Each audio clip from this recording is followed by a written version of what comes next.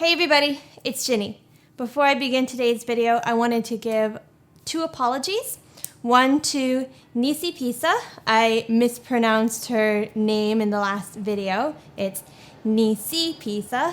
The next apology I want to give is to you guys for not having a video last week. There were a few things going on last weekend, so I didn't really have time to record anything. And I always record on the weekends since I don't really have time to record on the weekdays.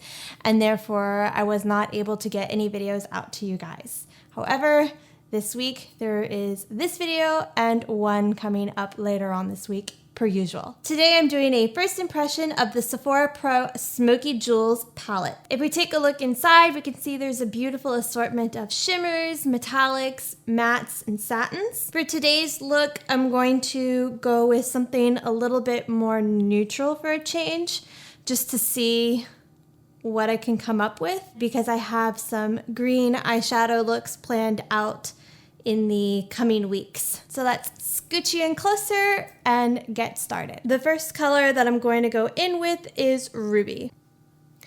I'm just using my Wet n Wild crease brush. It's a little bit fluffier than my Sigma brush. The color is packing on quite nicely though. The next shade I'm going to go into to deepen up the outer V is Canvas.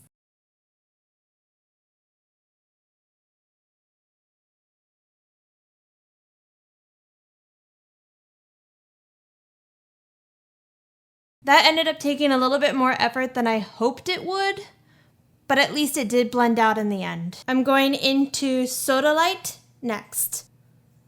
That's a very pretty shade. I like both the pigmentation and the finish of this color, and I only had to dip in the pan twice. For the center of my lid, I'm going in with the duochrome shade Crystal. Based on the pigmentation I'm getting on this brush, I have a feeling I'm going to need to foil this shade.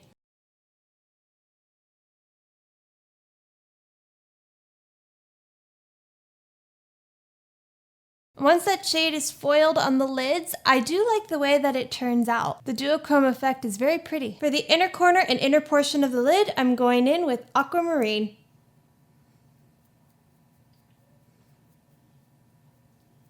That color is so pretty. Whew. I really like this palette so far. I'm going to finish up the rest of my face and then come back to do the lower lash line, some swatches, and final thoughts. I finished up all my makeup except for the lower lash line. For anybody who's wondering what this is, it's due to lack of sleep and allergies.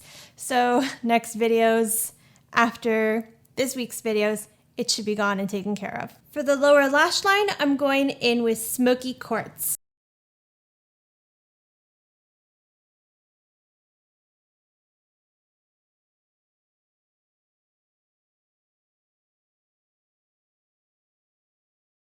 Nothing really earth-shattering about the shade, but it worked. I like it. I'm just gonna add a little bit more aquamarine to the lower lash line.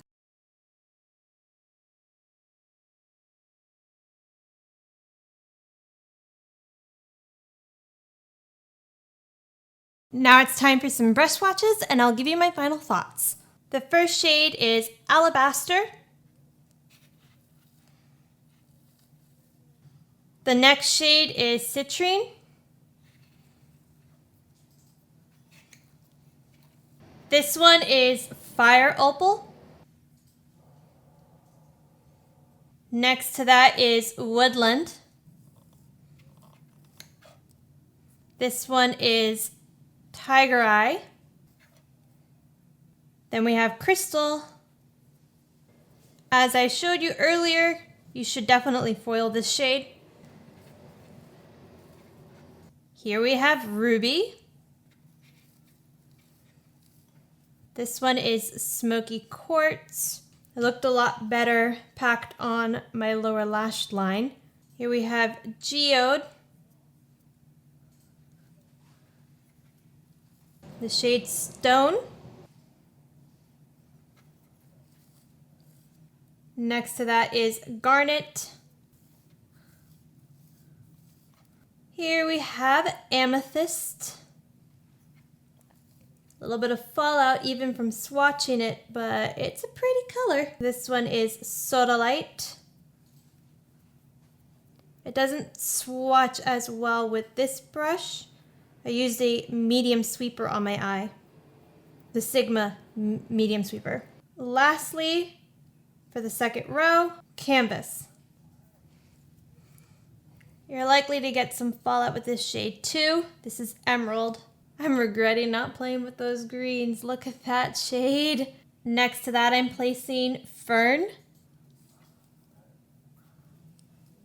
Here's Malachite. This is the shade Druzy.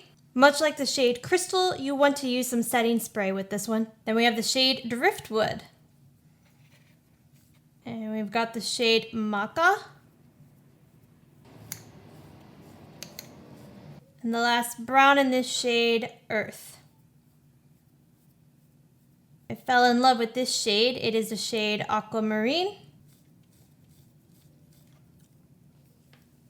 Here's the shade Storm.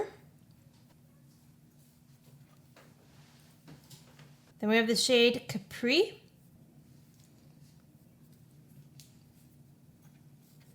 This one is the shade Hematite. We have the shade Sapphire.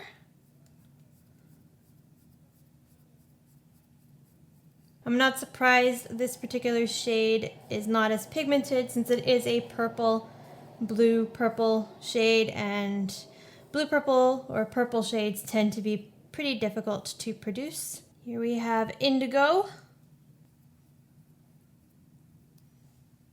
Again, the same issue. And finally, Obsidian. I don't usually get happy about blacks, but that black does make me happy. Those are all of the shades. My first impression is that I love this palette. I know I say that about a lot of palettes, but this palette in particular, I loved the shimmer shades in here and the metallic shades. Even the shade Crystal, even though I had to foil it, I loved the results. The only issue I do have with this, if you want to call it an issue, is that I need to build up the deeper shades a little bit, and then I have to kind of work at them to blend them out as smoothly as I would like them to look on my lids. I think that's a rather minor complaint considering that everything else performs without too much effort. If you are interested in this palette, it is $68. That can be a con for somebody who's maybe just starting out with makeup, or if you already have a lot of makeup and you just think that the colors in here are pretty.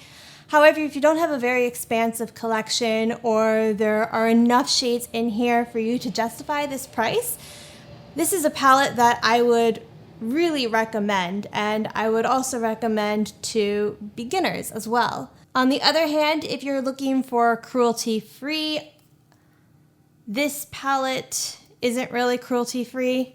Nothing on the back of it says otherwise. So that would definitely be a pass for anybody who's looking for cruelty-free makeup. I am looking forward to playing with this palette a little bit more. I want to get a feel for how some of the other shades perform on the lid. I will also be doing a lot more looks with this palette on my Instagram page. So if you are not following me on Instagram, then please do. As always, go ahead and give this video a thumbs up. Let me know what your thoughts are on this palette or any of the Sephora Pro palettes that have come out in the past. Are you looking forward to the editorial 2.0? Because I know I sure am. Until next time, guys. Bye.